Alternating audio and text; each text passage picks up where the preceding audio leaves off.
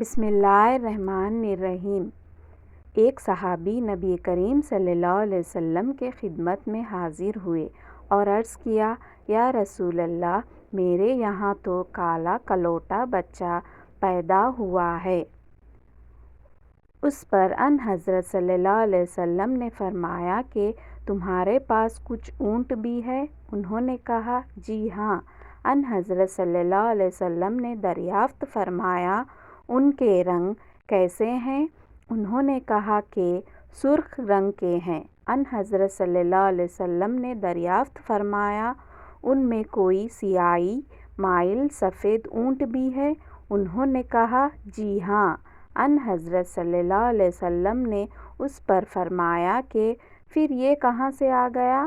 انہوں نے کہا کہ اپنی نسل کے کسی بہت پہلے کے اونٹ پر یہ پڑا ہوگا۔